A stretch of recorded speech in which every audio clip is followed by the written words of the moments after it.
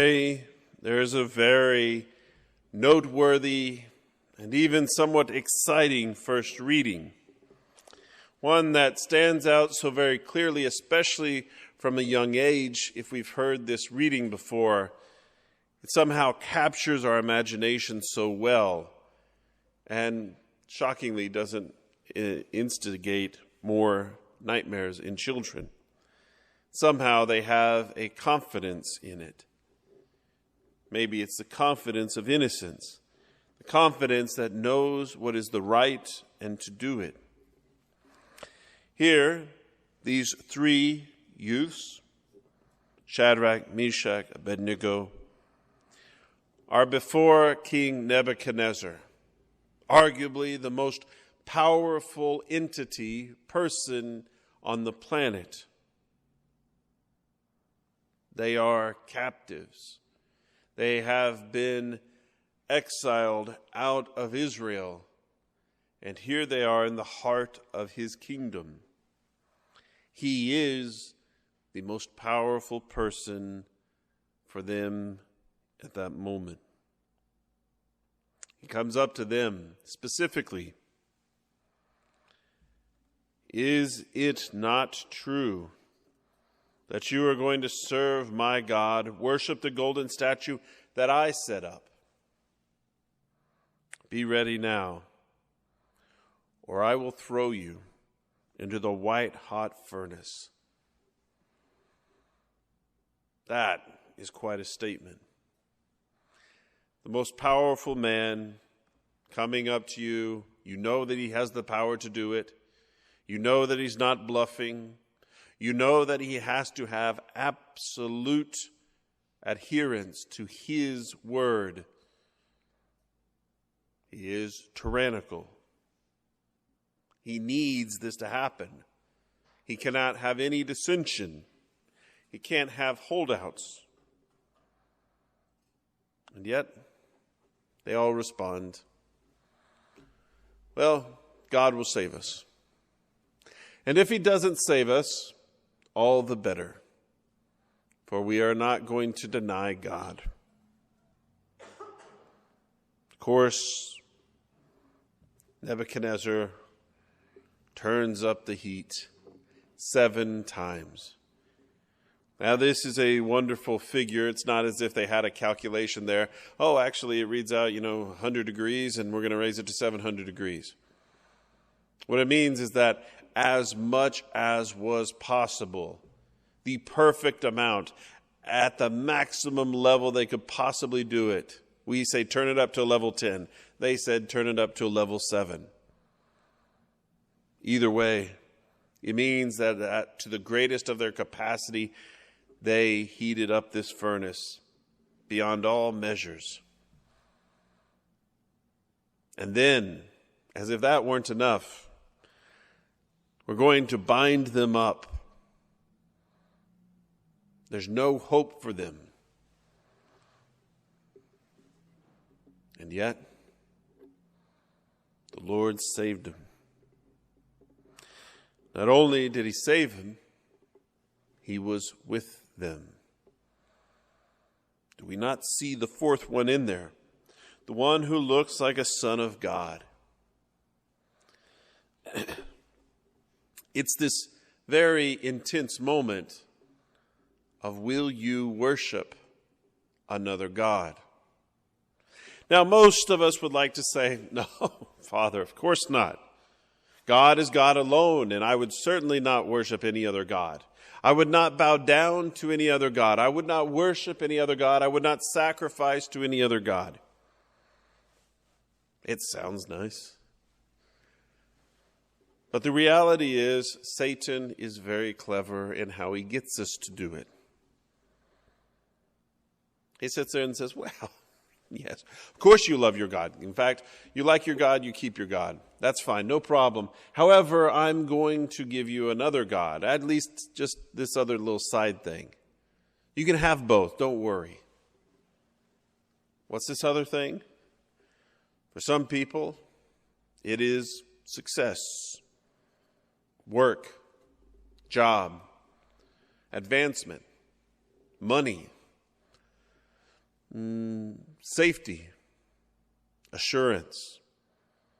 For some people, it turns out to be sports, either the ones they play or the ones they watch on TV. Sometimes there is more worship at the altar of the television than there is at the altar of the Lord. More time spent, more cursing, more taking the Lord's name. Sometimes there are more offerings made, more money spent, more devotion, more prayers. Oh Lord, if you'll just let my team win.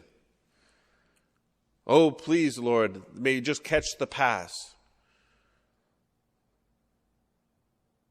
How many times we have other little idols in our lives. Sometimes we even make an idol, as is very common today, the idol out of avoiding pain or discomfort, as if that's the highest good. It's no small wonder that we have a dispensary on every city block here in Shawnee. People are trying to avoid pain. Now, I'm not suggesting that you have to endure all pains and suffer all things and that there's no place for medicine in the world. But oftentimes it's a deadening of self. Not for a purpose, but just to avoid it. Alcoholism does the same thing. It seeks to dull that pain, dull me having to feel these things or having to deal with these issues. I can whisk them away if I just bow down to this God. There are plenty of others out there, many varieties of deities, and we are tempted to worship them. Nebuchadnezzar used the temptation that they would be worse off if they didn't do this. Satan is a little more clever than Nebuchadnezzar. He doesn't oftentimes put us against these kind of issues this dramatically, but who knows? It's possible that one day it will come that way. Certainly, of the evils of socialism and communism. Oh, Father, don't get political today. It's just a daily mass. Wait till Sunday. But these systems have to have absolute agreement. You cannot worship your God. You cannot have a formed conscience. You cannot have something different from what they tell you is the truth. They are the ones who have to formulate these things. They're the ones who have to conform you, because if you do not absolutely bow down when they tell you to, when the music plays, then you have to be taken out. We can't have dissension. We can't have a difference. That's not how this absolute tyranny works. So it exists in the political realm as well, but it can also exist in other places. Most certainly in our own hearts. Do we sometimes require a tyranny out of others? You have to agree with me just the way that I think about things, or else you are canceled. There is no room for you. Things have to be just the way I want. Or the worst form of it is when we make up our own God. Well, I believe in God, but He lets me do X, Y, and Z. I mean, I believe in God, but I believe in Him in this way, or this way, or this way. The cherry picking. The way that I view God. God agrees with me. Why? Because the God you worship is a mirror instead of the Lord Most High, who created all things. There's a pridefulness. I can decide how God is. I, in my determination, will say, how God truly acts.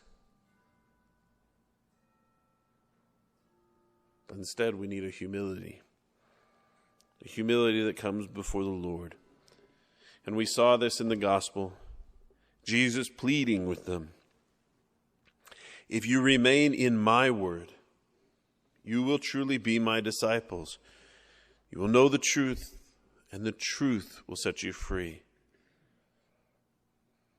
And then they went on to be combative. No, we haven't been slaves. We don't agree to that. We ignore that part of history. The irony is they say they're sons of Abraham, and they've never been slaves except for that whole period of the book of Exodus,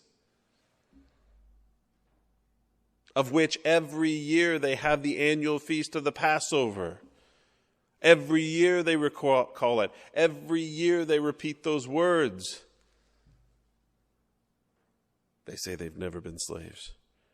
They've been exiled numerous times, including in our reading, Nebuchadnezzar. No. But Jesus tries to set them free, especially from the errors of their mind, calls them into the truth. But we have one father, Abraham. Oh, you're not doing what Abraham would do. Abraham was faithful to the Lord. He heard the voice of the Lord. He heard and believed. And when the Lord asked for him to give up everything he knew, Isaac, his only son, Abraham was willing to do it because God asked for it. Just like these three youths said, because he is the Lord, we will not go and bow down before your idols. Send us into the fire. We'd rather be dead. At least we would have been faithful to the Lord. Abraham, at least I would be faithful to the Lord and his word. I may not understand the Lord's ways, but I will accept the Lord's ways. There is a deep, profound humility in that. And humility is really just to know the truth and live by the truth. And so these readings today, as we come dwindling down towards Holy Week, the Lord is calling us even more profoundly today than when we first began. Let the truth set you free.